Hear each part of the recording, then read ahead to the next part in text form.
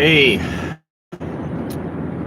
welcome to Minnesota Black Rope Regiment Drive Time Dialectics with TC. Sorry for the delayed start there, because it's a drive time dialectic, and I would never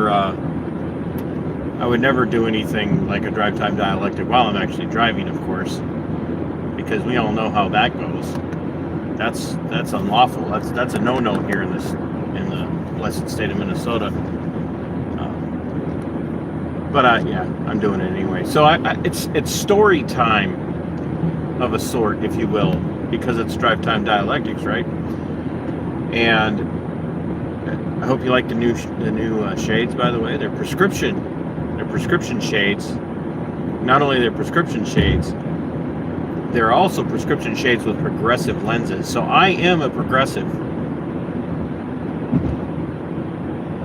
in some way. I'm progressing in age, which is why I need the progressive lenses, right? Yeah. I am an old, tired, worn out old man. But anyway, so Tuesday night I went to an event in Rochester at the Empire Event Center, and was able to report on, if you will, and document the Scott Jensen speech on the First Amendment and freedom of speech here in the state of Minnesota, and listen to him talk a little bit about what caused him his problems with the Minnesota Medical Board and his trouble with Attorney General Keith Ellison, everybody's favorite Attorney General here in the state of Minnesota. It's been the best Attorney General that we've ever had.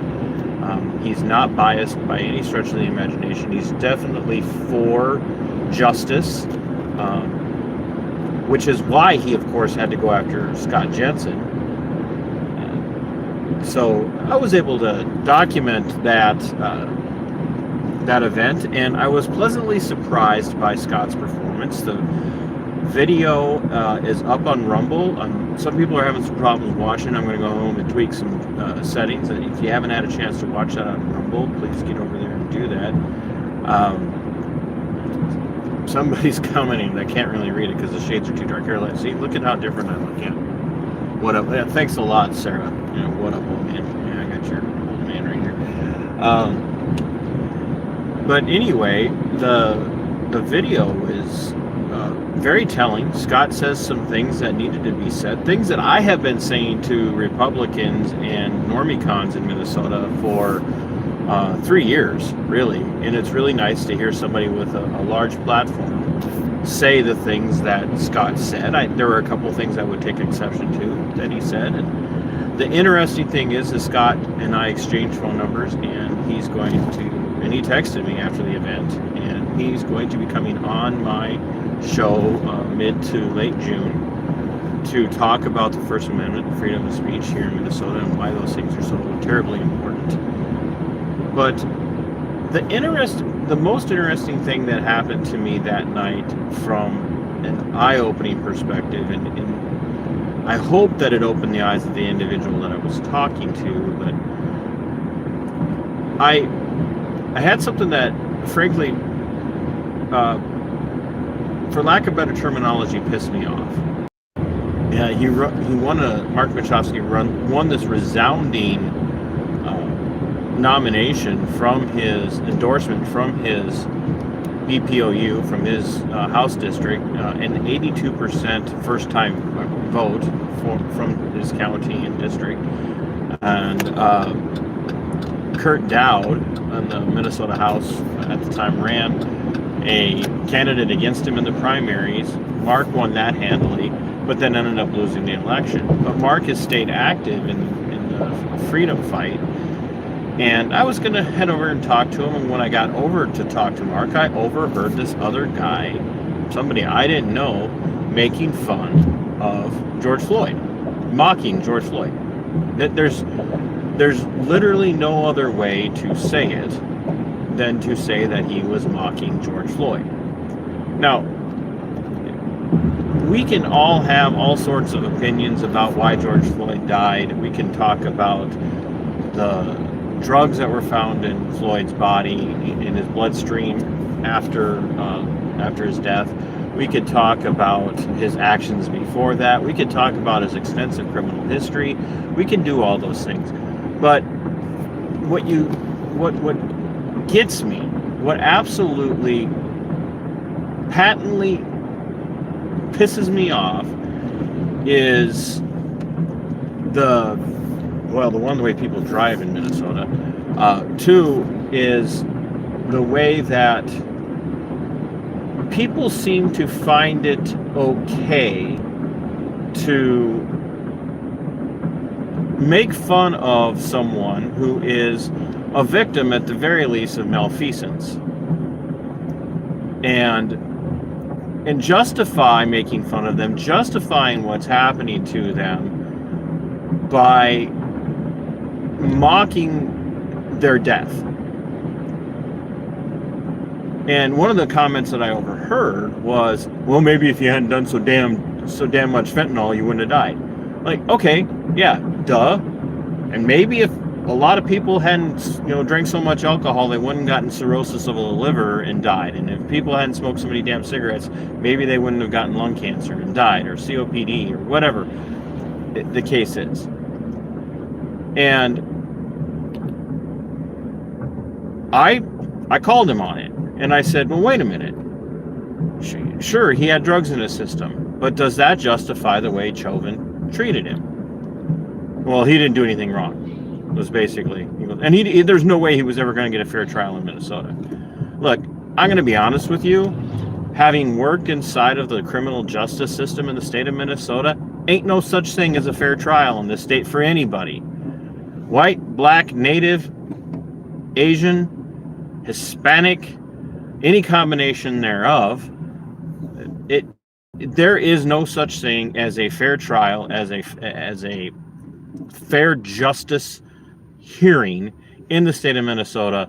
End of story. The system is set up to get you. The system is set up to screw you over. And I looked at the guy and I said, look, here's the problem. The left has been demanding criminal justice reform for years. And so many conservatives and Republicans, and I said this to them directly, do not recognize the need for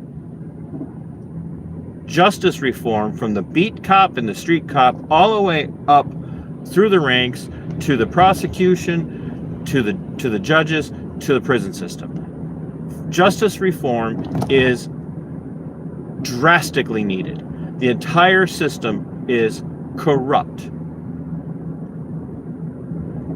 And well, you can't say that. And I said, I sure can. He goes, well, you mean to tell me, and I cut him off and I said, I'm telling you that I truly believe that it is corrupt and needs reform. And then I said this, and some of you have heard me say this before, but I'm going to emphasize it here. And you guys, please share this out. Make sure other people hear this. What's vitally important for people to recognize, for people to understand, is that the left, in beating the drum of criminal justice reform, of justice reform, of police reform, have been at it for a very long time. And the right has this very narrow window of opportunity to get on board with justice reform, but especially police reform, before it's too late. Before the left reforms it in a way where it finishes out the metamorphosis that it is going through. And if you're not paying attention, police reform, especially from the left's perspective, is metamorphizing it, the law enforcement community, metamorphizing it into a standing army as authoritarianism and despotism here in the state of Minnesota and across the United States. That's what's happening. And it's going to continue to happen until the Republicans and the conservatives, the normie-cons and the trad-cons and all of you who are out there who are watching this, that consider themselves back to blue at all costs, who are pro-law enforcement, until you get on board with reform. I told them this. I said, it's up to you. If you don't want it to go even worse than it already is, you've got to get on board with it. You have to be on board with it, but you have to be on board with it in a genuine way. And I said, and it's got to be constitutional reform of policing. Look, folks, we're never going to get rid of the cops. I know that some of you who are hardcore anarcho-capitalists, who are minarchists, believe that there's a day, this perfect utopian libertarian world where police don't have to exist. That's never going to happen. That's just not. People in exercising liberty become libertine. Too many of them, because they don't have the moral check valve in place that allows them to not take their liberty to the libertine level. And they end up practicing, without knowing it, the satanic mantra of do what thou wilt. And then think that, oh, that's my liberty. I can do what I want. What they don't understand is the restriction, the libertarian restriction of not harming others.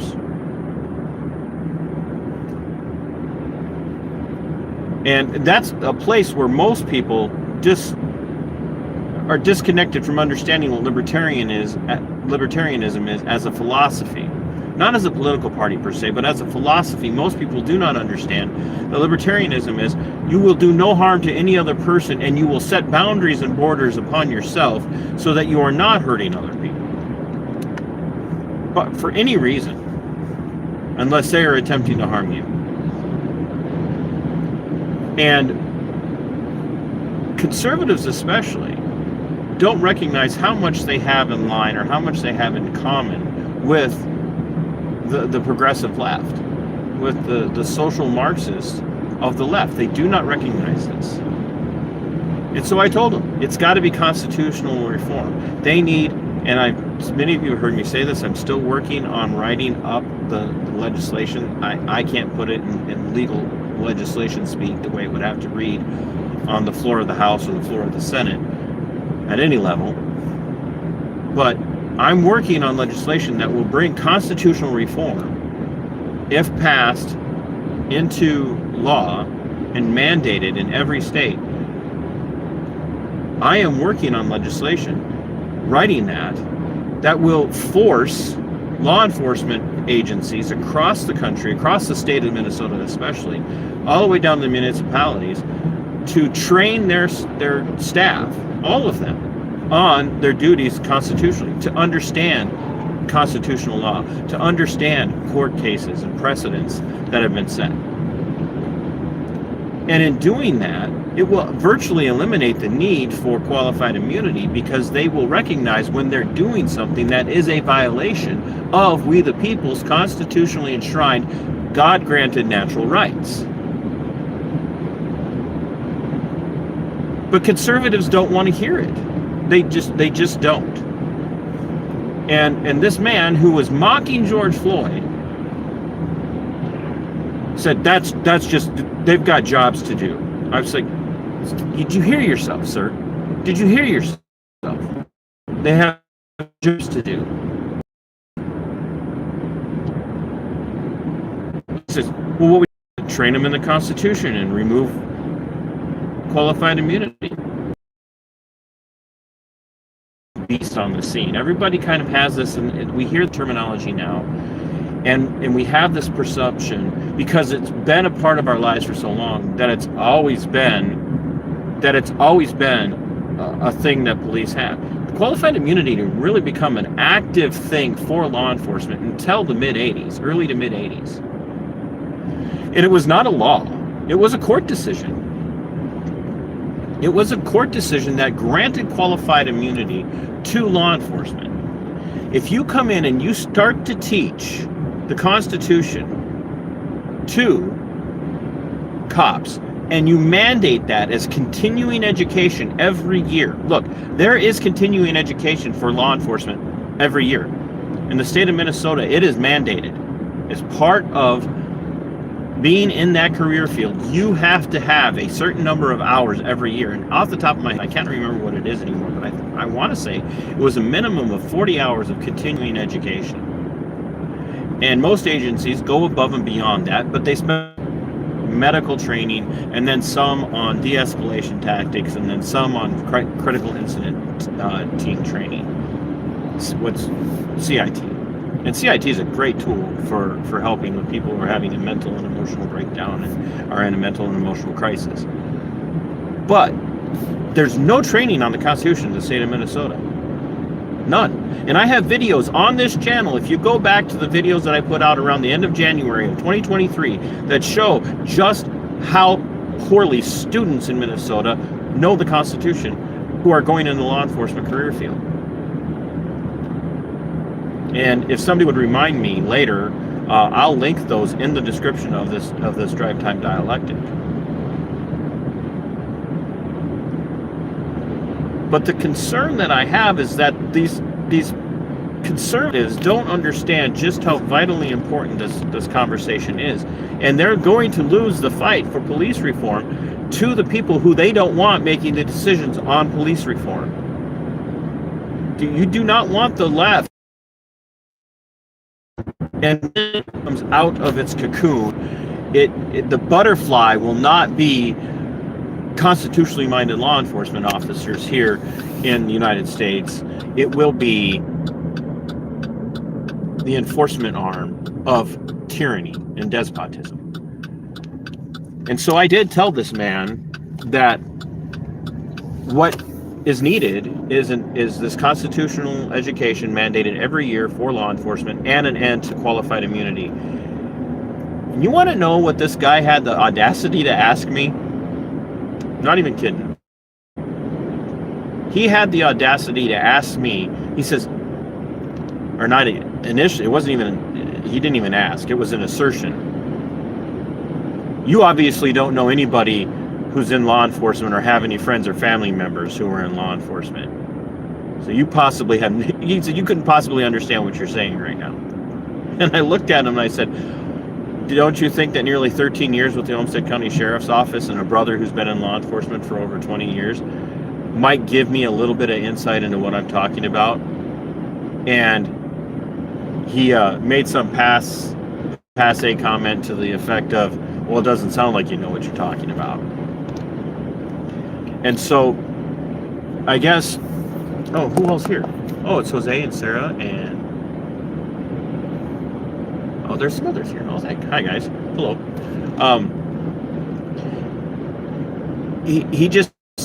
He couldn't wrap his mind around the truthfulness of what I was saying, and had to reject me as any kind of valid source. And it's scary, really. I did a series for a while a couple of years ago called Casual Cognitive Dissonance, and the cognitive dissonance of these folks is astounding. And so what I ended up saying to him was, you know, I know you're probably, and I'm paraphrasing, I know you're probably going to reject what I'm saying because you think that even though I just told you my credentials, and I don't like the appeal to authority thing. I'm not an authority on this topic by any stretch of the imagination. I'm not an expert, but I have experience. So I know you're going to reject my view on this and say that I don't have any valid experience with this because you don't like what I'm saying. But let me ask you, who was it that got sent to arrest a mom in a park in Idaho, of all places, for playing in a park that was closed down by COVID protocols put in place by a mayor and a city council? And I asked him, who was it that was sent to arrest a paddleboarder paddling off the beach in a city in California when the beaches were closed in California for COVID protocols? Who was it that arrested people like Lisa Hansen? Who was it that arrested and shut down other businesses here in the state of Minnesota and across the United States? And then I said, who is it they're going to send to take your guns from you here in Minnesota under the new gun control legislation? This is where Conservatives have got to wake up. And I will keep beating this drum on a regular basis, like my short video this morning. Conservatives and other back to blue at all cost types, you guys have got to pull your heads out of your asses. You have to. If they're going to follow unconstitutional orders today, what makes you think they won't follow those unconstitutional orders tomorrow? And if they won't speak out today, while it's still relatively safe to speak out, what's it going to look like when there is no safety in speaking out? Look at what was done to me. And I knew the risk. I know how much I'm on the verge of losing because I spoke out. It wasn't just a career.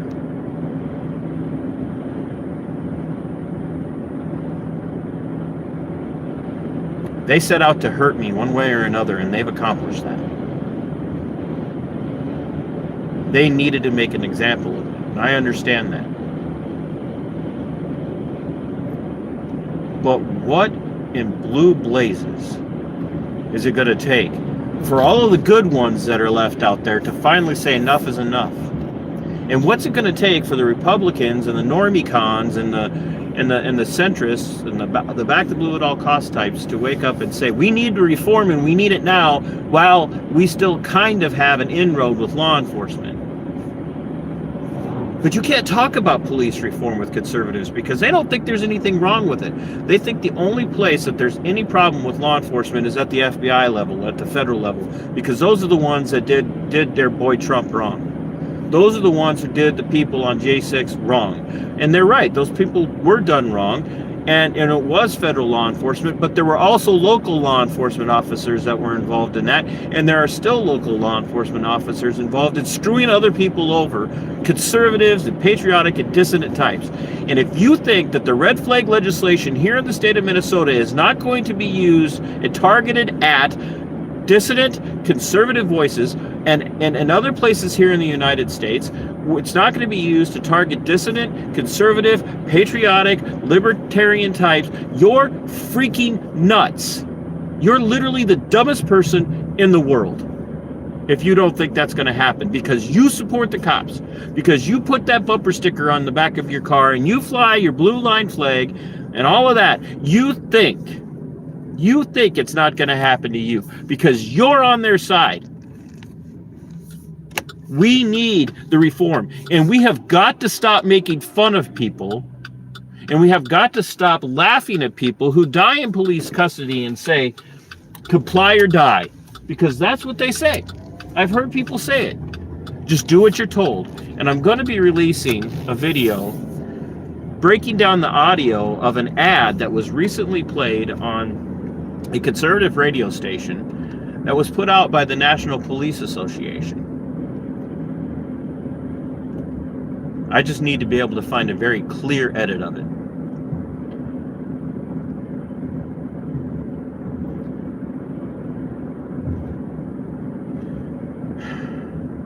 You conservative types out there, you libertarians who haven't quite started speaking out about reform, or those of you that are like, oh, we just got to completely abolish the police, it ain't going to happen. So we've got to get on board with writing police reform, and that's why I've had Mike Termott on my program, and I will be working with him as I get a chance to have him review what I come up with, because he is also a very reasonable, articulate, philosophically wise man who's running for the Libertarian nomination for president here in the United States for 2024. But I'm going to be having him look at my proposal and seeing if we can run it up the flagpole and see if we can get anybody to stand at attention and pay attention to it. But nothing's going to change for the better if the conservatives don't get over themselves and think that the only way to be is back to blue, back to blue, back to blue. Look, the blue's not backing you, folks. It's not. And just because they didn't arrest you because you chose not to wear a mask, which, by the way, I don't think you understand how many times people did get arrested and trespassed for refusing to wear masks all across the United States. Guess who did that, by the way? Guess who gets sent to shut down protests, peaceful protests, legitimate approaches by people for a redress of grievances to those that have been elected and appointed to serve them? Who do they send? Constantly to shut down protests outside of City Hall, or First Amendment activities outside of a City Hall, or outside of a school, in a school board meeting. Who do they send? And who follows the orders? Every cotton picking time.